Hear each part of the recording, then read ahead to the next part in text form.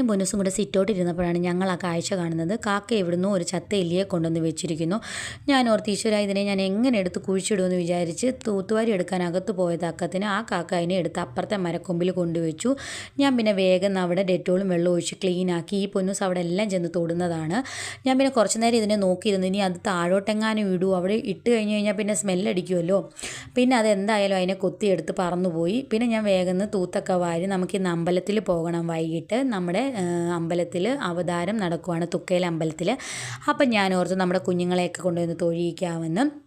അപ്പം ഞാൻ തൂത്തുമായിരുന്നെങ്കിലും ശ്രദ്ധിക്കുന്നുണ്ട്. കാശി നല്ല ഉറക്കമാണ്, ആളിനെ തൊട്ടിയിലാണ് കിടത്തിയേക്കുന്നത്. അപ്പോൾ എനിക്ക് പെട്ടെന്ന് അവൻ കരഞ്ഞ പോലെ തോന്നി. ഞാനതാണ് ഇങ്ങനെ ശ്രദ്ധിച്ച് നിൽക്കുന്നത്. എന്താണെന്ന് വെച്ചാൽ ഇപ്പോൾ ആൾ തൊട്ടിയിൽ കിടന്നിട്ട് ഉണർന്നു കഴിഞ്ഞാൽ അപ്പം തന്നെ ഊഞ്ഞാലയിലിരിക്കുന്ന പോലെ എണീറ്റിരിക്കും. അപ്പോഴത്തേക്കിനും അതുകൊണ്ടൊരു ടെൻഷനുണ്ട്. ഞാനിങ്ങനെ ജോലി ചെയ്യുന്നുണ്ടെങ്കിലും ഒരു 10 തവണയെങ്കിലും പോയി നോക്കും ഉണന്നോ എന്ന്. അങ്ങനെ പിന്നെ വേഗം നമ്മൾ തൂത്തൊക്കെ വാരി ചായ ഇട്ട് കുടിയെല്ലാം കഴിഞ്ഞിട്ട് നമ്മൾ അമ്പലത്തിൽ പോകാനായിട്ട് റെഡിയായി. നമ്മൾ എവിടെയെങ്കിലും പോകാൻ റെഡി ആകുമ്പോൾ കാശിക്ക് ഭയങ്കര സന്തോഷമായി. ഇവിടെ പോകാമെന്ന ആൾക്ക് അറിയാം. അതുകൊണ്ട് അങ്ങനെ പിന്നെ ഞാനും അശ്വതിയും പിള്ളേരും കൂടെയാണ് പോകുന്നത്. ഇവരെയും കൊണ്ട് നടന്നു പോകുന്നത് ഒരു ടാസ്ക്കാണ്. കാരണം എന്താ വെച്ചാൽ പൊന്നൂസും മിഴിയും കൂടെ കൂടി ചേർന്ന് കഴിഞ്ഞാൽ പിന്നെ ഭയങ്കര സന്തോഷം അവർക്കങ്ങ്. അങ്ങനെ നമ്മൾ അമ്പലത്തിലെത്തി.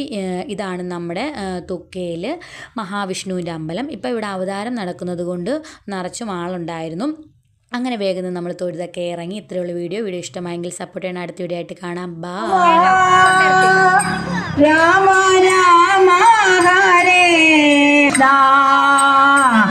കൃഷ്ണ കൃഷ്ണ ഹരേ ഹരേ ഹരേ രാമ